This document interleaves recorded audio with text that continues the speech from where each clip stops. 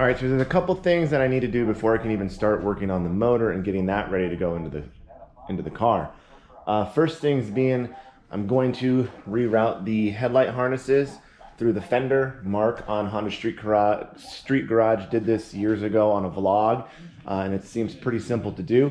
I'm going to try to tackle that today and do it without having to remove the headlight or the fender. I'm going to try to see if I can just remove the inner fender liner and be able to fish the wires through without having to take apart the entire fender, headlight, and bumper assembly. Just I worry that it won't line up. So I'm going to try that first, and if I can't get it that way, then I will end up taking the fenders and the headlight out. But it does seem pretty straightforward. This will be routed back behind here, and then that one comes up through the hole right there. So I'm going to start taking the fender liner out and seeing if it's even possible before we go further with taking the headlight and the fender and bumper off. Okay, so you can see the hole that it has to go through there. I think that looks promising. I think I should be able to get the wires through there. This one looks a little more difficult right up here, but we're going to try. So if we strike out, we'll take the fender off. If not, it'll work. And then from there, we will attach it to the hood cable via zip ties and whatnot. All right, so we hit a snag. The gray plug can get by and through. The blue plug can, but it runs into the headlight. So we, instead of taking the fender off, what I'm going to do is just depin this one, push the wires through, and then repin it once it's through. I just don't want to take the fender and the headlight and the bumper off. This might add a little more time to this job, but I feel comfortable depinning these, pushing them through, and repinning. So we're going to do that. I'm going to take a picture of this, as well as write up a diagram with the colors of the wires and the orientation, so I know it's in the correct orientation when I plug it back in. So we'll depin this, route it through, and then repin it before we go further. All right, so I made up a diagram with all of the wire colors and the orientations. There is 2 blue reds. One of them is thinner than the other wire and has silver dots, so I marked that as well because that could have easily gone backwards. So I have the inside part of the plug out. Going to use these picks to depin this, and we'll get it through. Okay, so it's repinned, caps back on, they fit through there. Now I'm going to secure them up here, but first I need to address this one and work on this area right here and get these through this hole here. So we're going to remove this to create some more space, and then we'll have to kind of cut some of this tape to open this up so we can maneuver these a little bit better. So we'll do that now. Okay, so I removed a lot of the factory loom all the way back to this grommet.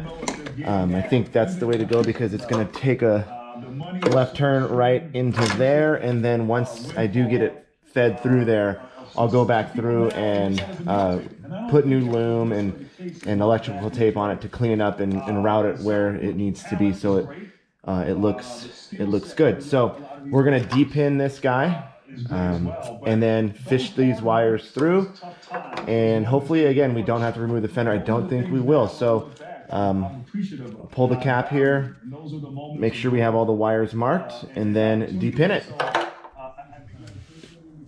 All right, so it's pulled through. I got plenty of electrical tape on there so that won't rub or chafe and cut through a wire. And these are back connected. This is the windshield wiper fluid plug, so that's been disconnected for quite some time anyways. So now I'm just gonna zip tie these up to the hood latch cable and then put the liner back in, and that should be done for this side.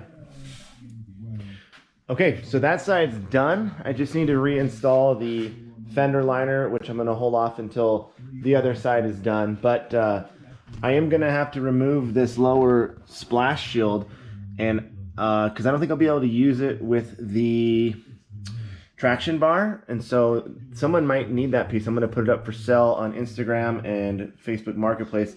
I'm sure this is discontinued, and if you're trying to do an OE restoration, you might want that piece as well as this. I assume these have been ditched long ago by many Civic owners, so I do have these two pieces that I will be putting up for sale because I won't need them anymore.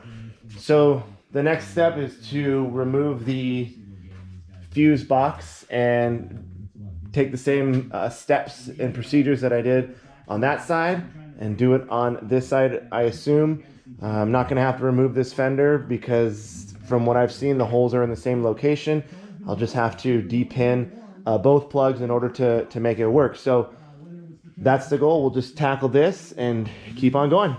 Well, I've ran into a little bit of a snag. So unlike that side where I did not have to take the fender off because the hood latch cable runs through there and I was able to attach the harness to it, this side doesn't have anything. So in order to do it the right way, I need to remove the fender so I can attach the harness to the frame rail in there, and fine, but I need to get to this bolt right here, and you can see my door can only open that far, and the car is currently on jack stands.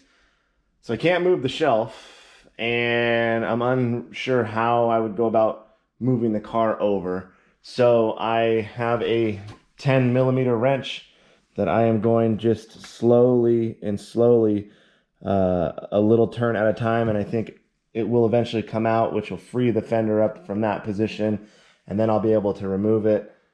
I don't think I'll bother putting that bolt back in until the car is on the ground fully and I can open the door and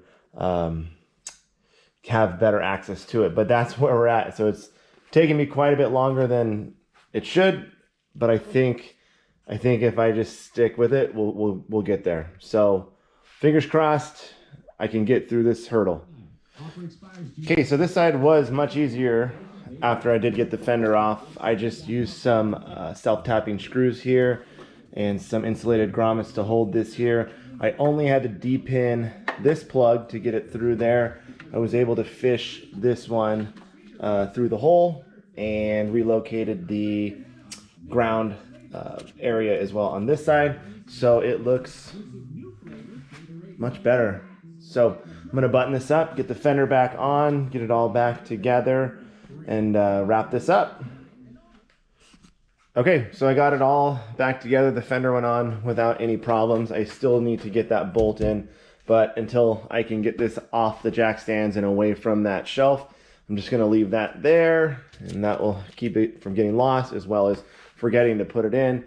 Other than that, it lines up just fine, and it does look much better in the engine bay. So I'm happy with that. Depinning those was not that difficult. Just take your time, label every wire, double check, triple check, and it should go smoothly for you if you choose to do this. So the next thing I'm going to tackle is